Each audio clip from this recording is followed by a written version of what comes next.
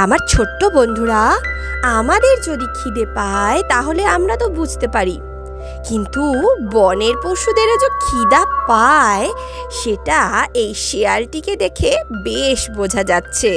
খাবারের খোঁজ করতে করতে শিয়াল সমস্ত জঙ্গল তন্ন তন্ন করে খুঁজে ফেলল, কিন্তু সে খাবারের একটি কণাও খুঁজে পেল না। হতাশ শিয়াল চারদিকে ঘোরাফেরা করতে লাগলো। সে খুবই ক্লান্ত হয়ে পড়েছিল। হঠাৎ করেই কিছু দূর যেতে যেতেই সে একটি আঙ্গুর গাছ দেখতে পেল। আঙ্গুর গাছটি একটি বিশাল বট গাছকে জড়িয়ে ওপরের দিকে উঠে গেছে, আর একটি উঁচু ডালের মধ্যে থেকেই থোকা থোকা পাকা রসালো আঙ্গুর ঝুলছিল। আঙ্গুরগুলো দেখে শিয়ালের তো জিভে জল চলে আসলো। মনে মনে ভাবতে লাগলো, যাক, এবার দুঃখের অবসান ঘটল।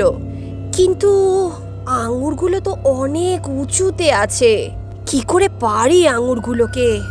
এমনটা ভেবেই সে বারবার লাফ দিয়ে দিয়ে আঙ্গুরগুলোকে পাড়ার চেষ্টা করতে লাগলো।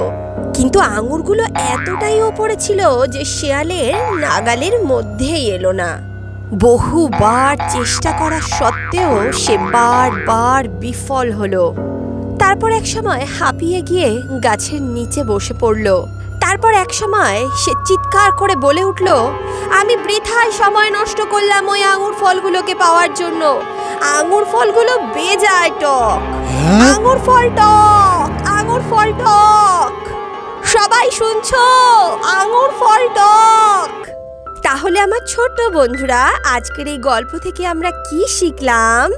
আজকের এই গল্প থেকে আমরা শিখলাম নিজের দোষ ঢাকার জন্য অপরের নিন্দা না করাই ভালো।